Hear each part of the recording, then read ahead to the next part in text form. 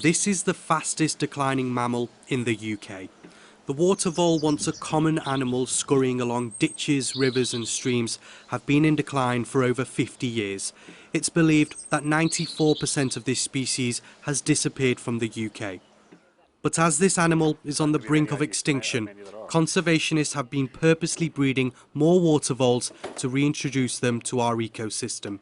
We can produce about 3,000 water voles a year if our whole captive breeding facility is used, and we provided water voles for reintroduction projects from the Scottish border, in fact actually from the Highland line right the way down to the south of England, and we know that those animals can actually cover and breed and do rather well. In 2014, water voles disappeared from the Hogsmill River in southwest London after years of decline. But in just under 12 months, the much-loved mammal could be back in these waters. And it's thanks to the local community volunteering to make a change.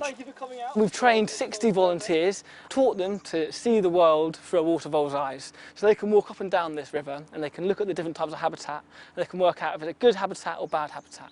And hopefully in the next year or so we can start considering where we can release populations of water vole back to the river.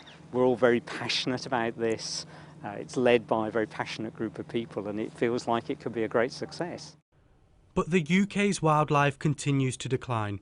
According to the results of the latest State of Nature report, almost half of UK species have fallen since 1970, such as grayling butterflies and greater mouse-eared bats, both teetering on the edge of extinction.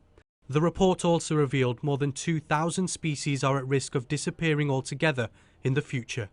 The causes for decline of the UK's wildlife is down to a number of reasons.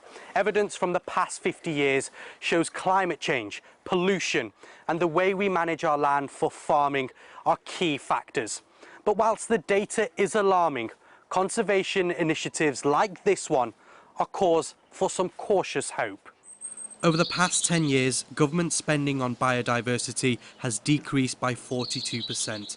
Specialists who drew up the report say this is one of the reasons for the decline in our wildlife. The time to act is now. Government needs to put funding towards these projects, towards our conservation and our natural world, and it needs to sit up and say we've lost enough, we've got to stop the decline and we've got to do something to address all these drivers of change that are affecting our species. In response, the government say they're taking action now to make real changes to reverse biodiversity loss through a range of measures.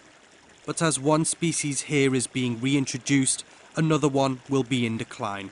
This report makes it clear that our state of nature needs an urgent response.